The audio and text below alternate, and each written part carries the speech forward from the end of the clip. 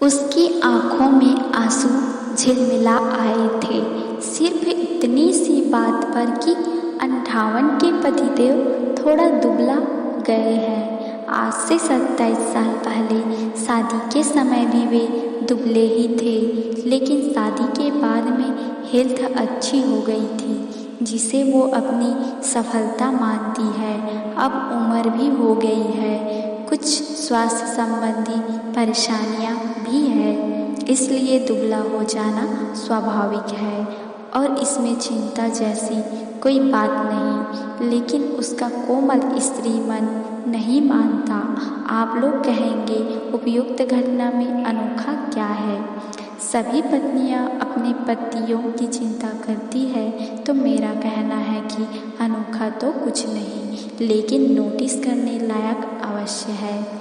पत्नी का वो भाव जिसके वशीभूत होकर वह छोटी से छोटी बात पर भी पति की या घर के अन्य सदस्यों की चिंता करती है, उनकी देखभाल करती है, उनका हर तरह से ख्याल रखती है। विचारणीय मुद्दा यह है कि क्या आप भी उसके लिए इतना सजग रहते हैं? वो किचन में 10 दिन से खांसते हुए काम कर रही है या 4 दिन से बुखार की गोली लेकर अपने दायित्वों को पूर्ण कर रही है, अथवा रोज रात को पेन किलर लेकर सो रही है, या फिर ठंडे मौसम में मालिश के बिना उसके घुटने उठने से इनकार कर रहे हैं। मेरे विचार से गिनती के पति होंगे जो पत्नी की इन समस्याओं पर गौर करते होंगे।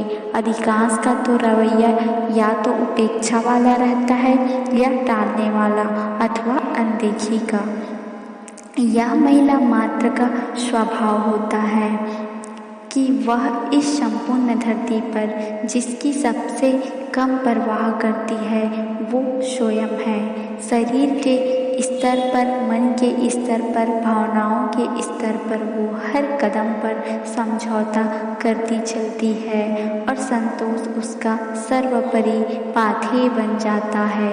एक सीमा के बाद तो वो अपेक्षा रखना भी छोड़ देती है, लेकिन मन के किसी कोने में ये दर्द आस्था तो है जिसे वो मन की ही 7 तहों में छिपा लेती है और सबको सुख, स्नेह और संपन्नता देते देते खुद भीतर से रोते ही रह जाती है। हो सकता है कि ये हर घर की कहानी न हो, लेकिन अधिकांश घरों की जरूर है। ऐसा क्यों?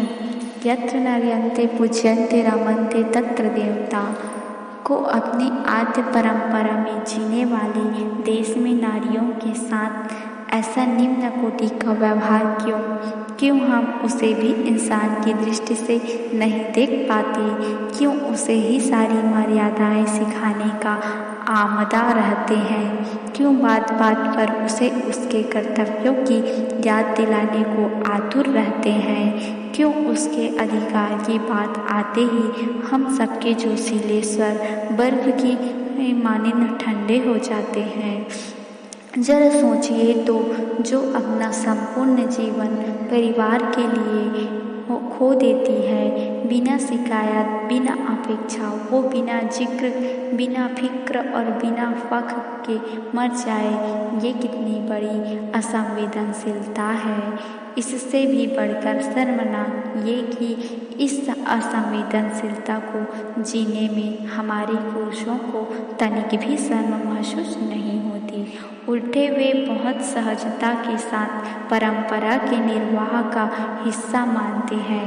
परंपरा अर्थात यूं कि महिलाएं आदिकाल से घर परिवार संभालती आई है और यही उनका परम कर्तव्य माना जाकर उस पर किसी प्रकार की प्रशंसा अथवा आभार उन्हें नहीं दिया जाता रहा है। अरे जागिए, ये परंपरा नहीं, षड्यंत्र है उन स्वार्थी लोगों को जो स्त्रियों को अपनी बराबरी में नहीं देख सकते, क्योंकि जानते हैं कि ईश्वर ने उतनी ही क्षमता और योग्यता से उन्हें भी नवाजा है जितनी स्वयं उनके पास है, बल्कि किसी क्षेत्र विशेष में तो वे उनसे अधिक सशक्त है। ये वो लोग हैं जो इस बात से भयभीत रहते हैं कि महिलाओं की प्रशंसा कहीं उनका मनोबल बढ़ाकर उन्हें अन्य अनेक महत्वपूर्ण क्षेत्रों में उनसे आगे न कर दे।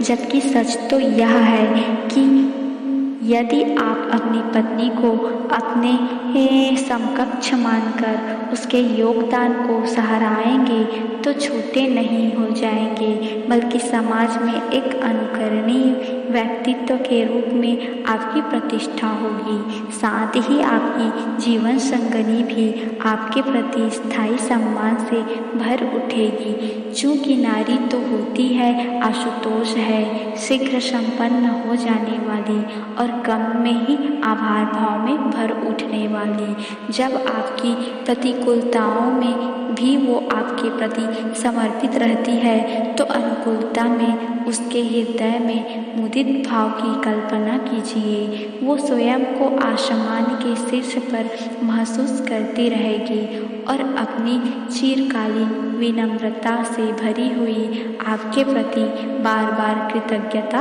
व्यक्त करेगी। यूँ तो उसके होने मात्र से घर में उजाला है, खुशी है, जीवन का संगीत है। लेकिन यदि इस तथ्य को आप पूरे मनभाव से उसके समक्ष स्वीकार करेंगे तो तय जानिए कि ये उजाला, खुशी और संगीत उसके सुने अंतर्मन को भी आनंद से भर देंगे।